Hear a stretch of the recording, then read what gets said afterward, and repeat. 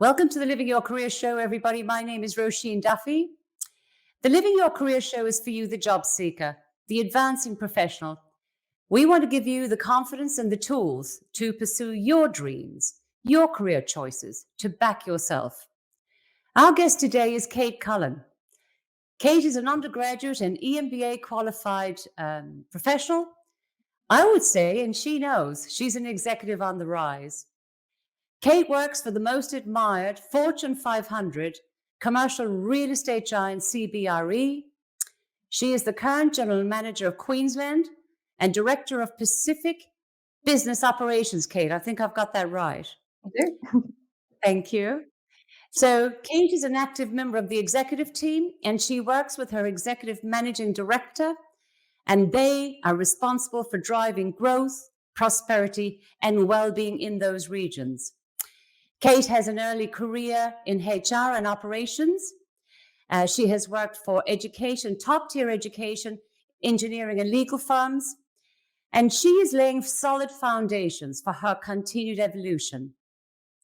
She's a former representative ice skater, a scholar, mother, executive, the list could go on. She is acknowledged as a Pacific Circle of Excellence winner 2015, 2018. Kate's drive and persistence to me is what stands her out. She comes from a place of, I guess, Kate, I would say extreme inner confidence, and you really know your personal why, what motivates you. And I see you as charting a path, like having that real sense of charting a path towards career fulfillment, that all things are possible, just not at the same time. And when we spoke during the week, you said to me, I said, how do you manage to do all of this? And you said, Roisin, I think all things are possible in my career. Exactly as we've described, just not at the same time. And that, ladies and gentlemen, is going to be the theme of our show today. Kate Cullen, welcome to the Living Your Career Show. Thank you, Roisin. It's wonderful to be here. What an introduction. It's you. It's you. Kate, we all think, and I've obviously thought about, what people think about when they're starting out, when they're growing up, what decisions they make when they go to university, what happens after university. Life is filled with choices and opportunities and pit stops and times for reflection. Did you have a grand dream? I guess when I was growing up, I didn't have a clue what I wanted to be. I didn't have a grand plan. But did you? Did you have a grand plan? Did you kind of have a sense of what that reality might look like in your career? I loosely did, and I found as I've sort of talked to people throughout my career, it is a little bit unique. When I was from a really early age, my siblings would be out there painting or building Lego and going into sort of streams of work that relate to those sorts of preferences. I was organising my bedroom into a shop front, and I could sell all of my items to my siblings and make some coin for it. And then I would take it to a new level and bake for them and sell my baked goods to them as well. So I'd always had this really commercial nature about me. And I knew that I wanted to run a business. In my teens, I'd spent a lot of time traveling with my family and in hotels. And I had thought, well, that's it. I want to be a hotel manager. So for a very long time, from probably the age of sort of 10 or 11, hotel management was my career goal. And going through high school, there was a great course through the University of Queensland, which is quite new, which was basically hospitality management with all the business management sort of functionality and focusing on hospitality. Because it was quite new, the OP requirement was not very difficult. And I thought, well, that's great. I'm going to get in. And going through high school, I just chose the subjects to align with that, but then also knew that I didn't really have to try all that hard. I was quite academically minded. I've always been very good at school. But I was also, as you mentioned, a competitive ice skater at the time as well. And I also really wanted to work. So I had some part-time work. So I was juggling a lot, and I was able to kind of prioritise accordingly. And got to the end of school, ended up with an OP of 6, which was, fairly good. And Right up there.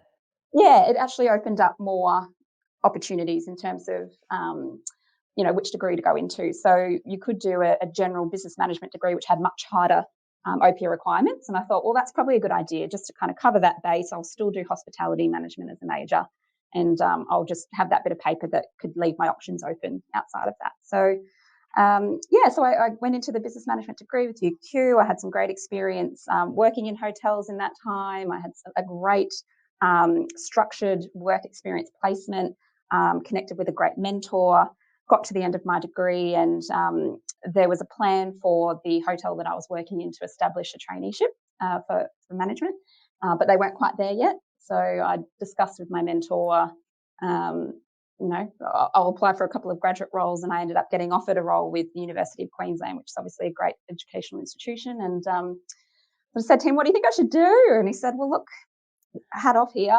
Education is a wonderful sector to be in. So where I don't know where we're at in terms of our traineeship program, but I think just go for it, get the experience." It was a HR role, which was my other major that I decided in university to take, and it was fantastic.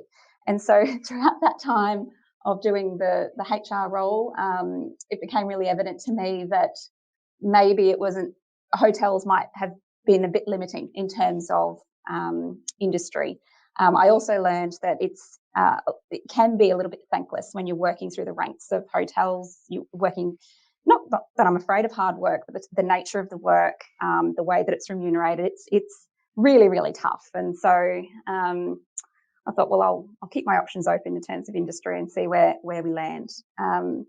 So yeah, so when I was working for UQ, like I said, great institution, but some good advice that I got from my manager there was, she loved me, thought I was doing a great job, but she sat me down one day and she said, "Kate, I think you're actually wasted here." And I'm like, "What do you mean by that?" She said, "Well, you want to do things differently. You can see how we can make things happen. And unfortunately, we're in an environment where this is the way that we'll do things because they work. And I honestly think you'll get, greater satisfaction out of being in the private sector." So that was probably the best bit of advice. She could see it before I could, but she was so right, that being in a private sector was much more aligned to my skills and capabilities and just my preferences. So from that point, the career goal really became around, okay, management, C-suite executive in a professional services environment. Let's kind of get it and see what I can learn and build in order to get there. And that's leads on to it's interesting that you had somebody who had your back very early on and could Mhm. see your potential, but you also had somebody who was it's almost like giving you that career advice independently, which is interesting. We'll come back to that in a moment. How Mm. important now, when you're looking at your commercial career, how important was it to you to find that right organization? How important, because you've worked for top tier lawyers, top tier engineering, and now Fortune 500. And again, one of the most favored companies over the last 9 years by Fortune 500, which is CBRE. How important was it for you to search out those companies, to find the right companies for you? That was actually the sort of, in the early stages of my career, that was number one. I didn't know what I didn't know. I knew that I wanted to get exposure to different environments to learn where I was going to thrive. So that involved really large organisations. It involved different industries, like you mentioned. There was education, there was engineering, there was law, there was different company structures. So from large corporate to partnerships. So that exposure to the different, I guess, industry structures and also leaders at the time was actually, it seems a bit choppy if you look at the first kind of part of my CV, but it was by design because I just knew I needed to experience it in order to work out what I really valued and where I really wanted to be. It's kind of interesting because I think a lot of young people, when they're starting out, you'll often see kind of almost like a flotilla of roles. Mm. And I sort of think I prefer, and it's like a degree, if people are starting and studying something that they don't love, change it.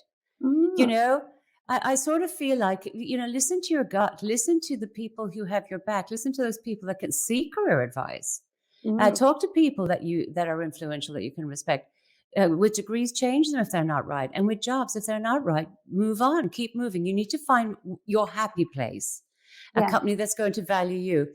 When you, Kate, look inside, and I think you've always been confident, but and I guess being an ice skater, as you said to me as well, and traveling around the world, you have great sort of excitement in your life. You've great ups, you've great downs too. But when you look deep inside, where do you believe your inner confidence and your personal why comes from? What is it about you that charges you to succeed? I think, a lot of it would be to do with messaging that I got as a very young person from my family, that sort of personal upbringing. The conversation that you and I had earlier this week around, I guess, my belief that everything is possible, not at the same time. That's a quote direct from my mother, and I got that at a very young age, and she reinforced that to me throughout my childhood. If you want something, you can absolutely have it. Just know that you're not going to be able to have it all at the same time. So prioritize. For me, that really helped me to create this mindset, which I've had my whole life, that anything is possible.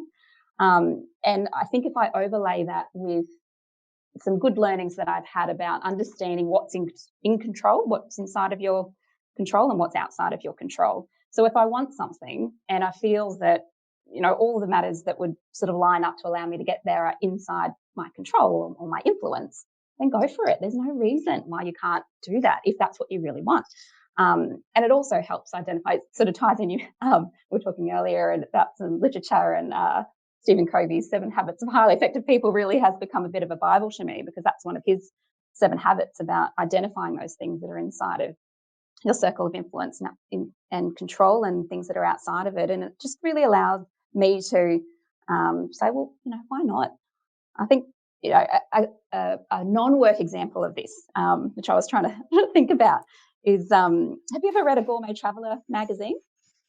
It's a No. it's a it's a beautiful magazine with beautiful pictures. It's got all the great restaurants and all the great food that you've eaten at all the restaurants, and it actually gives you the recipes of some of these great meals that you would sit down and have in fine dining.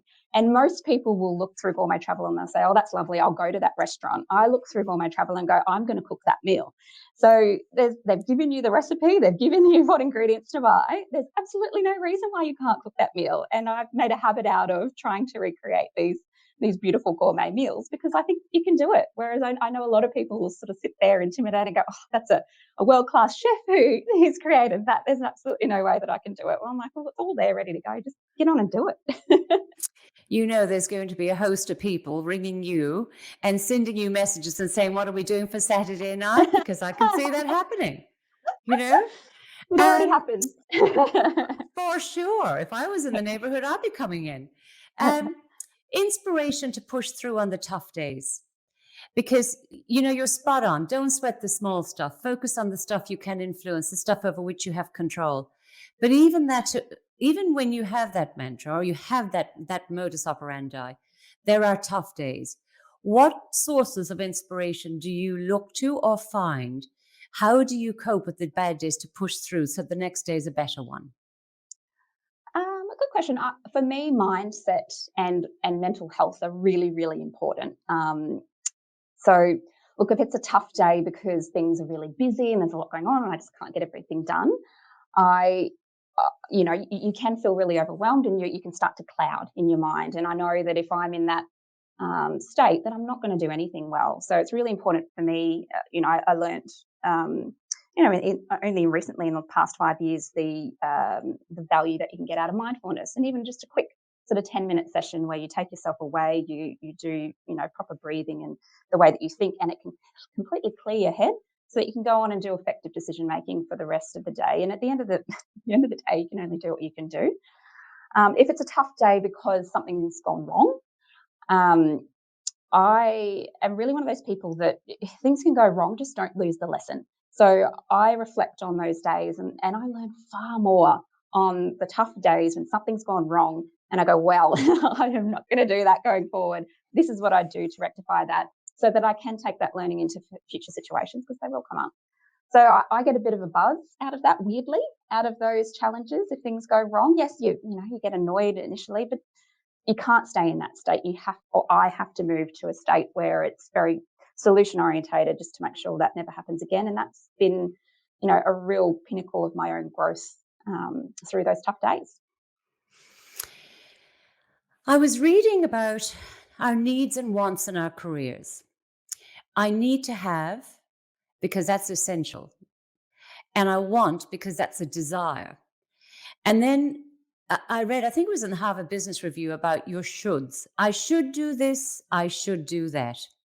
I'm curious to know because you're a high achiever, classic high achiever, and classic high achievers always know what their needs are, always stretch towards their desires and aspirations. But in all of that, there's a lot of I should do this and I should do that because that's part of propelling yourself beyond what you do every day. How do you, I guess, keep that I should at bay? And you've just said how you focus on what you really do every day, but there's a lot of periphery around all of that. Mm. How do you shut out the I should? I'm a mother, for instance, beating yourself up because you're not there at, something first thing in the morning, or, you miss breakfast with them, or you're not home for tea. I mean, and it's not just about mothers, it's fathers, it's everybody. How do you rule away or shut out the I shoulds? And what for you in terms of needs and wants do you prioritize? I have never heard that termed that way before, but I couldn't agree more. And I think for me, I've always juggled. I've always had career or education or family or elite sporting, lots of things. And I go through this process of prioritizing where I need to amp up my time and energy on those things according to what I know is right for me. Um, so that's what takes my time and my energy and my focus. And then you do get this periphery of should. And I've spent a lot of time actively blocking that out, to be honest. And it's definitely hard when you're young to not be influenced by what other people think you should be doing. But I think what I learned is that if we go back to that sort of circle of influence and circle of control, a lot of that commentary is completely outside of your control. And in fact, it's probably quite contrary to what I've designed as my priority set. So if I were to shift my time and energy towards a should, then something that I actually need or want is going to be sacrificed. So, and you mentioned having children. It's being pregnant or how you have your child or how you raise them, particularly as young children, is a huge one that a lot of society, a lot of people want to weigh in on. And my husband and I sort of sit and we got to the point where it became a little bit humorous because what we identified is that people would strike up a conversation with you and we felt that it was really to justify the way that they did things. So the way that they did it was the way that it should be done and therefore that's the way that you should do it without really understanding your own context. So we learned to take that advice on and go, that's wonderful. And sometimes there is a little bit of gold in that. If you do find that a should is coming from a place where there is an understanding, if someone has sort of sat down and, my mother often gives me shoulds. Some of them I take on, some of them I don't. They're always in a really good, there's a really good intent there. And she does really understand me. So I'll take that on board. There's other people who wouldn't have a clue about what I've got going on in my life. I'm just not going to be able to, I don't have time to pay attention to those things. So it is important for me to be able to block them out. I know. I think back to mine when I was raising my son. People were experts. It was one of the things I swore I would never do because my life was crazy anyway, and still is crazy. And I don't know. I sort of think maybe I passed on something to him because he's going fine. And career choices and benefits. We look at sort of, the choices that we make, the benefits that they will afford us versus the cost and the investment of all of that. How do you weigh up? How did you weigh up, for example, doing the MBA? How did you weigh up, the sacrifices and the opportunities, the investments of taking, being an executive? Um, you did your MBA and your executive and had a baby all in the last 3 or 4 years, and you already have a 4-year-old. Now, for me, I'm thinking, dear Lord, does this woman sleep? And how does she wake up in the morning fresh and energized and focused and all those things you're talking about? So perhaps you can tell us, say next month you're offered a big career promotion. How would you weigh that up now? And so that other people could understand your mindset when you think about these things. I've always been very planned and quite sequential in what I've done in my life. So as I've said, everything's possible. You're going to have to prioritize and recalibrate at different times. So where am I right now in that plan? I'm not too rigid. I got some good advice actually not too long ago about looking at it from a sort of a decade by decade perspective. So in your between 20 and 30, I want to achieve this. Between 30 and 40, I want to achieve this. And 40 and 50, I'd like to achieve this. If the opportunity aligns with the overall plan, then fantastic. And if I do have the ability to recalibrate perhaps some of the energy that are going into other things in my life, then great. If I don't, then I would probably pass it up. And I do have, I've actually got an interesting example of this quite early on in my career where, um, you know, as I mentioned early on in my career, I wanted to experience different industries and I wanted to learn where I was going to fit. And one of the things for me was being in an industry which I could be passionate about, really understand, be passionate about what we did. Because if I'm going to manage that company one day, I want to actually have some sort of connection to it. I also really want to make sure that there's substance into what I'm doing. I want to make sure that I'm the most qualified person for that role, so I can do it with confidence and I can do it well. So I had an example when I was working for the engineering firm. I joined them pre GFC, and it was so busy. The things were booming, and I went from sort of assistant HR advisor right through to being the HR sort of advisor very, very quickly. And then the GFC hit, and our team of 15 in the HR team went down to me and my manager and one other person, and we became the jack of all trades. We maintained a reduced size business. It was still a substantial business, but it was reduced through that period. And then it started to pick up again. And sitting around a boardroom table, and because I'm one of very few people left there from a HR perspective, I'm at the boardroom table. I'm a 22-year-old. I've got all these responsibilities, and we're learning about a new gas pipeline that's going to go through PNG. And so, my goodness, I don't really know what this means, and I'm just not really feeling it. I couldn't get excited about this thing that was actually going to turn the business around. It was going to be a huge commercial benefit to us. So, okay, this is a bit of a problem. And so then I decided I probably needed to find another industry, and I started having conversations with the management team about, look, this is where I'm at. And they said, look, what is it you want to do? And I said, well, I really want to go into general management. I didn't talk so much about not loving the industry, but it was more around I want to be in an industry where I can see myself as a general manager. And they said, well, you can do that here. I said, okay, how would that happen? They said, well, we'll spend the next 6 months. Basically, you can shadow our MD, and then we'll put you on basically an expedited program to be our operations manager for Queensland. Well, why on earth would you do that? I am not the most qualified person for that role. Also, it's in an industry which I'm not loving. Would have great development opportunity, obviously a promotion, but I just couldn't do it for those reasons, those kind of values that I had. I couldn't take that promotion. So it wasn't so much to do with workload at that stage. I didn't have a problem with any of that, but it was more of that values alignment. So when I look at opportunities that come in for me now, there's two things that I'm looking at. Does it align with my career goals and my values that I hold in that sense? If it does, fantastic. And I'm probably going to push really hard to get it. But the other factor is, how does that fitting in with the other things in my life and my plan there? Is it going to allow me still to have adequate time on those things? And obviously young family is becoming more consuming as well. So yeah, there's a few things that will weigh into that. But I do think that I'm at a level now where I don't necessarily think that a promotion's going to require 50% more time commitment or something like that, unless it was in a part of the business which I needed to upskill in or something like that. I think those promotional opportunities now are very much around capability, your ability to make great decisions, those sorts of things. So, and I just have to be upfront and honest, and people know about what my capability is, and I'll continue to fit everything else in around it. Kate, you think about your 22-year-old around the board table and you're thinking, your heart would be absolutely overwhelmed with, excitement and fear. And I can just imagine the amount of, the emotions running through you. So at CBRE, it's a big company, Fortune 500, you know, one of the favorite, I think, companies, I think for the last 9 years by Fortune 500 voted as such. My question to you is this.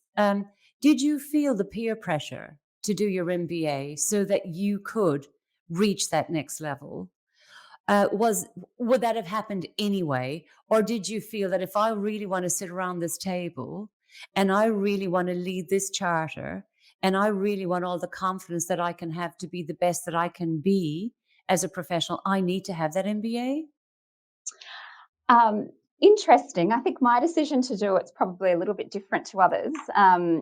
So when I left that engineering firm, I went into a law firm and wasn't where I wanted to be, but took a lot of great learnings from that experience. And one of them was the marketing manager at the time. I thought she was wonderful. She was very commercially minded. She, on a similar sort of trajectory, she wanted to be a general manager, and she was doing the executive MBA through QUT.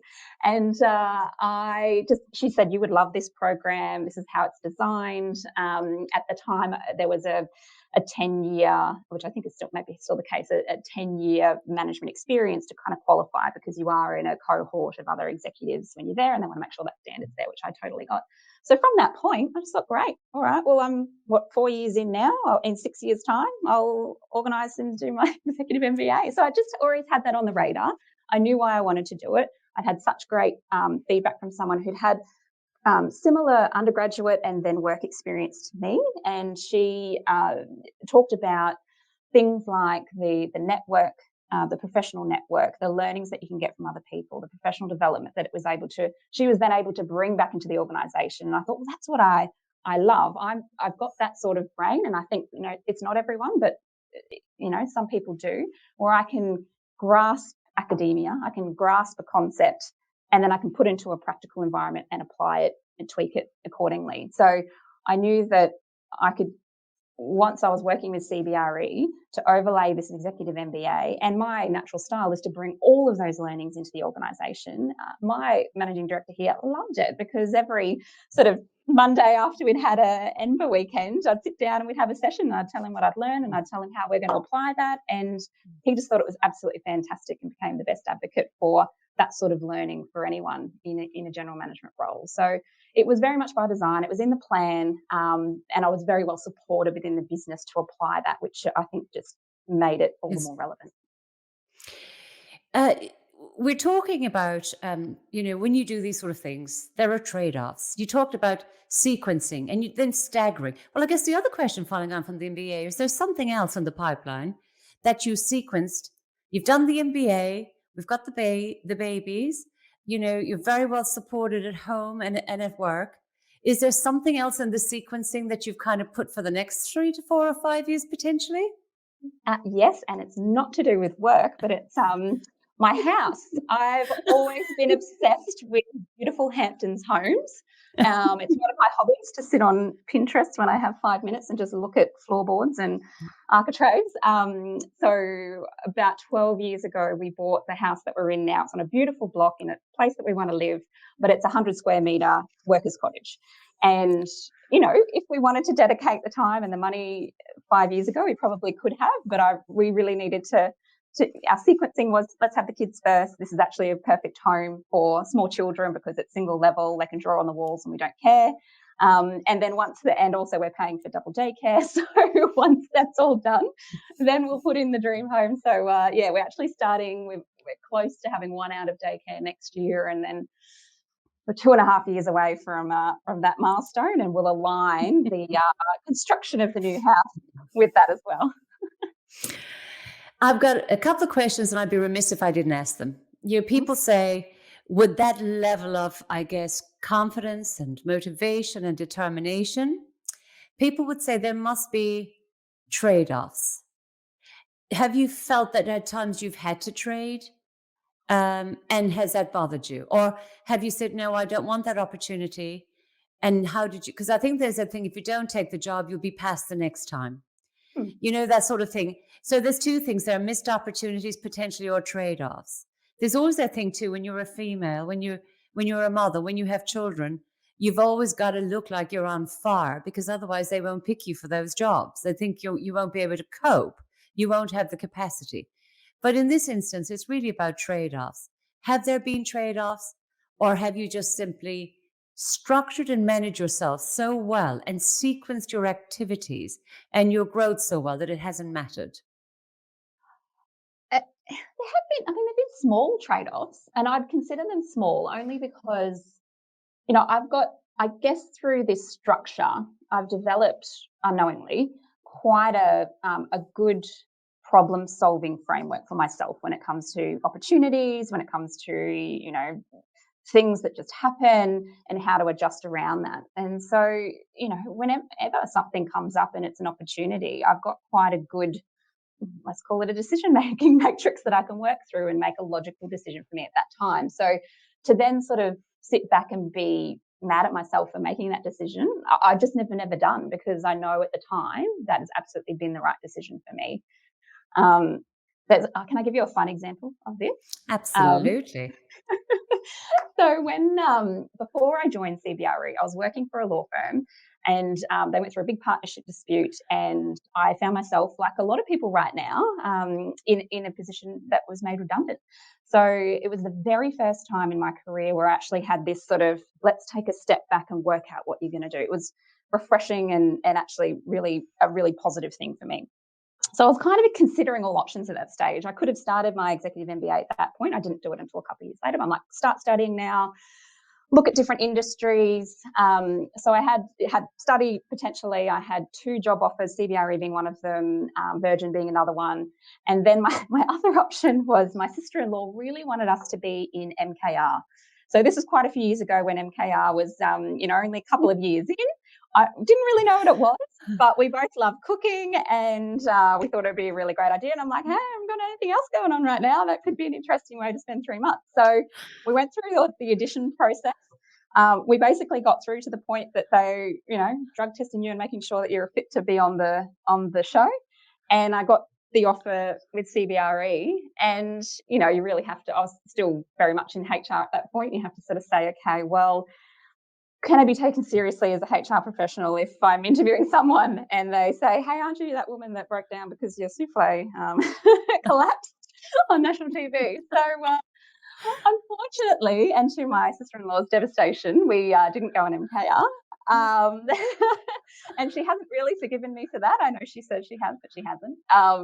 But that's just one of those things, right? Like, I could have been a B grade celebrity and, reaped all of the wonderful rewards that come with that, I'm sure. But, for me, the best decision that I could have made at that time was to go with CBRE. And obviously that was a fantastic one for me from a career perspective. I think MKR is a bit scripted. And I think you're too lovely and too real and too natural, potentially. And I suspect your sister in law's too, to not be yourself on that kind of a show, even though your cooking could be amazing. I have one question. People are going to be ringing you about that, probably that matrix, or getting in touch with me saying, Roisin, this decision making matrix that Kate uses, we'd love to have a look at that if it's in writing. But one of the things that one of my directors said to me, when we were first looking at doing this podcast, they asked the question, said, Roisin, I often feel like I'm under a tremendous amount of pressure to deliver. I have two small children, and they'd be the same age as yours. And she said, how do people get to the top without burning out? She said, because sometimes I feel utterly exhausted. And by the way, and this director will be listening to this podcast because I will make sure she does. I often say to her, you put your work very firmly in your priorities, and sometimes you've got to say no. But I'm interested in your view for people that are aspiring to go all the way. What would be, if there was one piece of advice you could give them to avoid burnout? And, the decision has been made, you're in the job, the pressure is mounting. How do you stop yourself from the balance going too far in the wrong direction and actually you feeling exhausted and not enjoying what you're doing? I think I can give the piece of advice, and it ties into something else, but it's around that prioritization. And I don't, to your sort of comment before, I don't have this matrix sort of set down in paper. It's probably something that I could do and should do, but it's very much around what is important to you at that particular time. You've got all these different aspects to your life. There will be, you cannot physically give all of them 100%. We know that's not possible as human beings. So work out, where can you be giving 80%? Where could you be giving 50% and still keeping those stakeholders satisfied? There's a communication piece that comes in with that as well. But you need to kind of recalibrate that wheel of all those things going on in your life so that you're only able to put the time and energy as they match those priorities. A really, really important one, which I think a lot of people forget about, is their own health. There is no Mm. way that I can do what I do if I'm not healthy, particularly mentally healthy. And I think the best thing that you can do, there's all sorts of things that you can do to be mentally healthy and physically healthy. The best thing you can do is get sleep.